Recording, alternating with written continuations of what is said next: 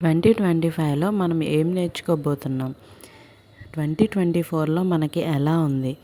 ఇంతమంది యూట్యూబర్స్ ఎలా సక్సెస్ అయ్యారు? Hi, welcome back to our channel. Welcome to 2025. అందరికీ ముందుగా నూతన సంవత్సర శుభాకాంక్షలు.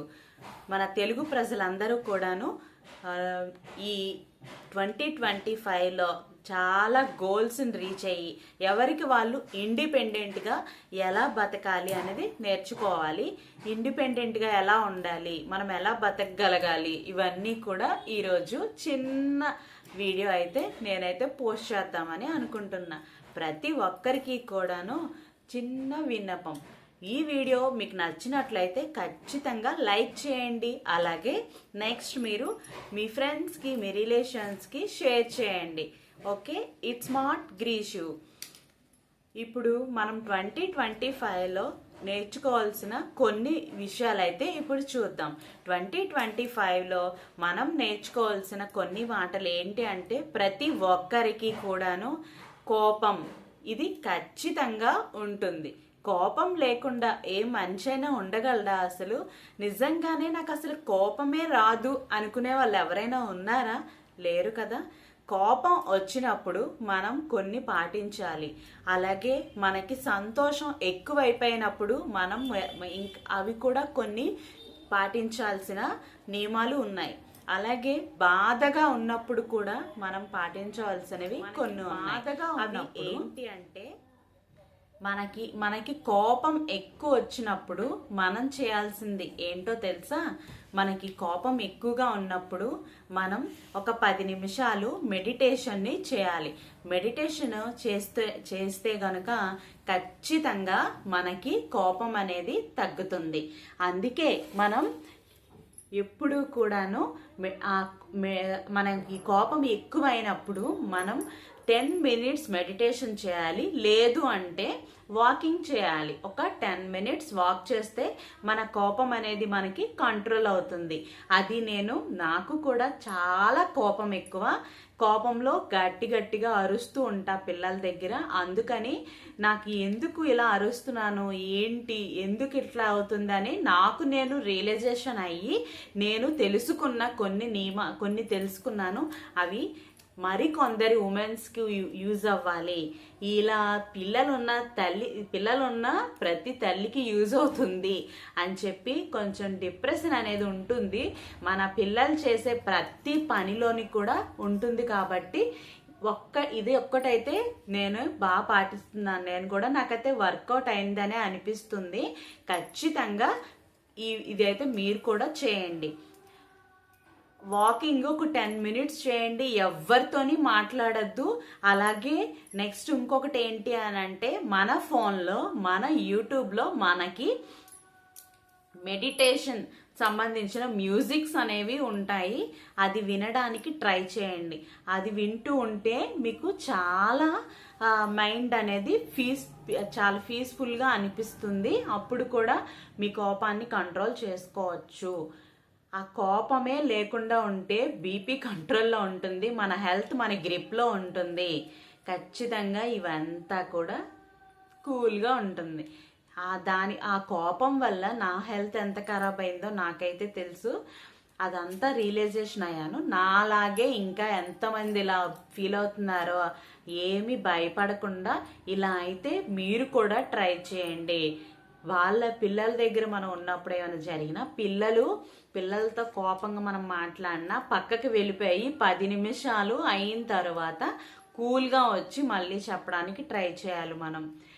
అలాగే నెక్స్ట్, మనకి ఎక్కువగా సంతోషంగా అనిపించినప్పుడు మనం ఏం చేయాలి అంటే, మనకి చాలా హ్యాపీగా అనిపించినప్పుడు అప్పటి కూడా మనం మెడిటేషన్ చేసుకొని, థ్యాంక్ యూ యూనివర్స్, నాకు ఇంత లైఫ్ ఇచ్చినందుకు, నేను అనుకున్న డ్రీమ్స్ అన్నీ అచీవ్ చేశాను, నేను ఇంకా నా వల్ల 10 మందికి హెల్ప్ఫుల్ కావాలి, నేను ఎలా స్టెబిలిటీగా ఉన్నానో అలాగా 10 మందికి తెలియచేయాలి అని చెప్పి ప్రతి ఇది కూడాను ఇదంతా కూడా ఇలా మెడిటేషన్ చేస్తూ ఉండాలి. ఇలా చేస్తే చాలా హెల్ప్ఫుల్ అయితే అవుతుంది. ఇంకొకటి, మనకి బాధగా ఎక్కువ బాధ అనిపించినప్పుడు, మనల్ని ఎవరైనా ఏమైనా అన్నప్పుడు మనం వేరే వాళ్ళతో షేర్ చేసుకోకూడదు. ఎందుకు అనంటే ఈరోజు మన బాధని వాళ్ళు అయ్యో అయ్యో అని అంటారు, కానీ రేపొద్దున్న వాళ్ళకి అవకాశం వచ్చినప్పుడు అదే మాటని అంటారు. సో దానికోసం ఏ బాధని వాళ్ళతో షేర్ చేసుకోవద్దు. ఆ షేర్ చేసుకోవడానికి ఒక వ్యక్తి ఉన్నారు, ఆ వ్యక్తే మన దేవుడు, గాడ్ దగ్గర ఉండి నీకు ఎవరు ఇష్టం, కృష్ణుడు అయితే కృష్ణుడు, అలాగే సాయిబాబా అయితే సాయిబాబా, అలాగే శివయ్య, ఎవరైతే వాళ్ళతో ఏ దేవుడితో దగ్గరైనా కూర్చొని ఒక్క 5 నిమిషాలు నీ మనసులో ఉన్న బాధనంతా చెప్పేసి వచ్చేసేయి, అంతే. ఇంకా ఏదైతే అదవుతుంది, అంతే. ఇట్లా చేస్తే ఇవి పాటించడానికి మ్యాక్సిమం ట్రై చేయండి. అలాగే మీకు కూడా ఏమైనా తెలిస్తే కనుక నాకు కూడా షేర్ చేయండి, నేను కూడా తెలుసుకోవాలి కదా మీరేమనుకుంటున్నారు.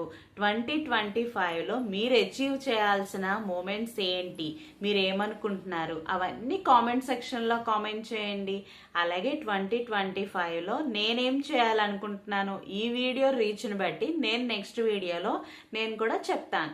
నేనేం గోల్స్ పెట్టుకున్నాను, ఏమేమి చేయాలనుకుంటున్నాను. 2024లో చాలా బాధాకరమైన విషయాలు చాలానే ఉన్నాయి, కానీ గడిచిపోయిన ప్రతి నిమిషం ఏ కాలము కూడా తిరిగి రాదు. దాని గురించి ఆలోచించుకుంటూ ఆగిపోవటం కంటే ముందుకు వెళ్ళిపోవటమే బెటర్.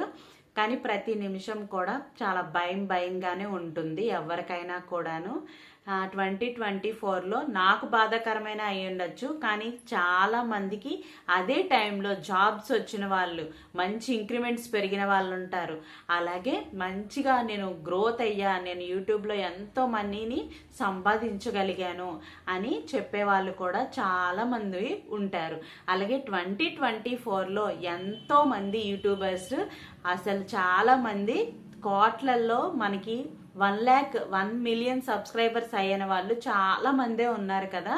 ఆ వాళ్ళల్లో నాకు కొంచెం బెస్ట్ అన్న ఫీలింగ్ కలిగిన కొంతమంది, నేను ఎక్కువగా వాళ్ళ వీడియోస్ చూస్తాను, వాళ్ళల్లో కొంతమంది నేను షేర్ చేస్తా. అలాగే మీరు ఎక్కువగా ఏ యూట్యూబర్స్ వీడియోస్ చూస్తారు, ఎవరిని ఎక్కువగా ఫాలో అవుతారు, అవన్నీ మీరు కూడా కామెంట్ చేయండి. నేను ఎక్కువగా చూసేది ఫస్ట్ స్వప్న వైట్ల, ఆ సిస్టర్ వీడియోస్ అన్నీ ఫాలో అవుతా. అలాగే ఆ సిస్టర్ పెట్టిన డివోషనల్ ఛానల్ని కూడా నేను ఫాలో అవుతూ ఉంటా. నెక్స్ట్ ఇంకా ఇస్మార్ట్ గౌతమి, ఆ ఛానల్ని కూడా నేను ఎక్కువగా ఫాలో అవుతూ ఉంటాను. అలాగే భవానీ ఆడపల అని చెప్పి ఉంటుంది, ఆమె భవానీ పాఠశాల అని, ఆమెని కూడా అసలు ఏంటి కంటెంట్ పెడుతున్నారు వాళ్ళు, ఏం కంటెంట్ పెడుతున్నారు, ఏమైనా యూజింగ్ ఉందా ప్రతి ఒక్కరికి కూడా. ఈ వీడియో చూడడం వల్ల మనకి ఎంతో కొంత యూజ్ ఉంటుంది ఏంటని నేనైతే అలా చూస్తాను. మీరందరూ కూడా ఎలా చూస్తారు ఏంటి అన్నది నాకు కామెంట్ చేయండి.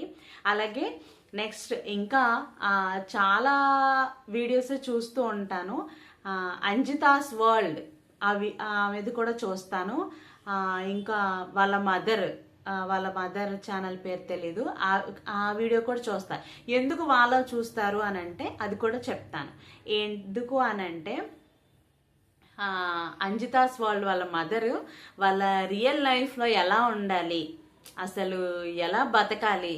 ఒక మాట అయితే అంటారు, పెళ్లి చేసిన తర్వాత బిడ్డని మా బిడ్డ అని ఎక్కువగా అంటూ ఉంటారు.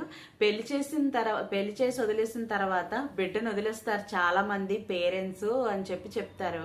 అలా వదలకుండా వాళ్ళు కూడా మన వాళ్ళే కదా అని చెప్పి చూసుకోవాలి అనేసి కొన్ని వర్డ్స్ చెప్తూ ఉంటారు, ఎట్లా బతకాలి అన్నీ చెప్తుంటారు. అదొకటి నాకు చాలా బాగా అనిపించింది అనమాట. ఓకే, ఇలా ఉండాలి అని చెప్పి. అలాగే స్వప్న వైట్ల వాళ్ళ మదర్ వాళ్ళ 3 పిల్లల్ని ఎలా పెంచారు, మొత్తం వాళ్ళ 5 పిల్లల్ని ఎలా పెంచారో ఆ వీడియోస్ అన్నీ, అది కూడా ఓకే. అలా మనకి ఏదైనా ఎంతైనా యూజెస్ ఉంటేనే మనం ఆ వీడియోస్ చూడాలి.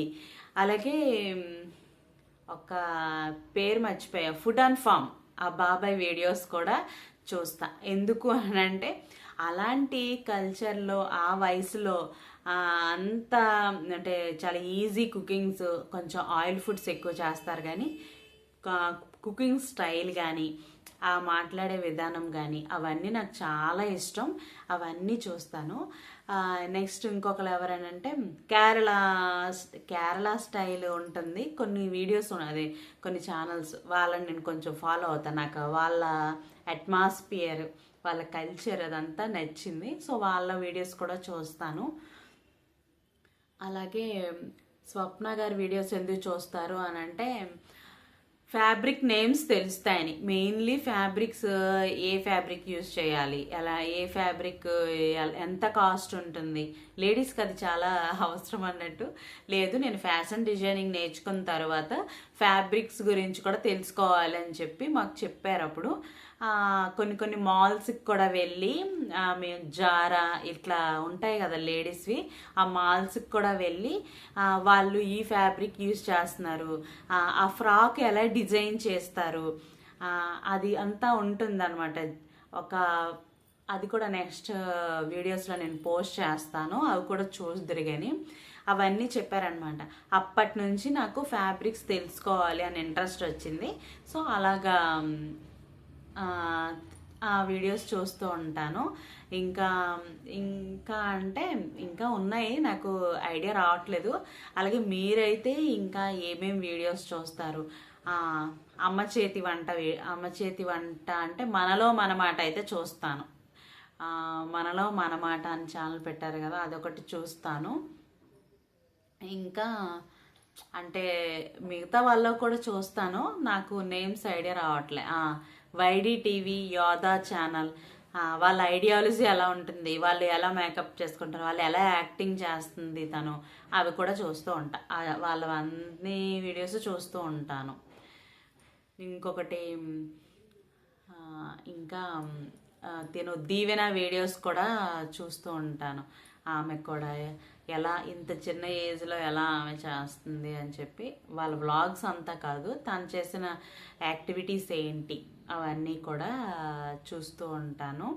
ఇవన్నీ నేనైతే ఇవన్నీ ఫాలో అవుతుంటా. మీరు ఎలాంటివి చూస్తారు అది కూడా నాకు కామెంట్ చేయండి, సరదాగా మాట్లాడుకుందాం.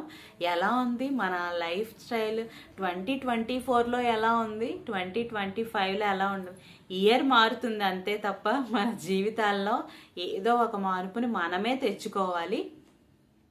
మనం ఎవరైనా వీడియోస్ చూస్తున్నాము అని అంటే వాళ్ళ ద్వారా మనం ఏం నేర్చుకుంటున్నాము, ఎంత నేర్చుకుంటున్నాము, అదంతా అలాంటిది. ఒక వీడియోని మనం షేర్ చేయడమే కాదు, ఆ వీడియోలో మనం ఎలా ఉంటున్నాము కూడా చూసుకోవాలి. అది మనకి ఎంతవరకు యూజ్ అవుతుంది ఈ వీడియో అన్నది కూడా మనం చూడాలి. ఈ వీడియో అయితే ఇంకా ఈ అనుభవం నుంచి కూడాను మనం ఒక గుణపాఠం నేర్చుకోవాలి. మనం ఎలా ఉండాలి, మనం ఎలా ముందుకు వెళ్ళగలుగుతాము అన్నది ఒక మంచి మన జీవితంలో ఒక తొలిమెట్టు అవుతూ ఉంటుంది. చిన్న విరామం, చిటికలో వచ్చేస్తా. ఈలోగా లైక్, షేర్, సబ్స్క్రైబ్ చేసేసేయండి. Bye bye.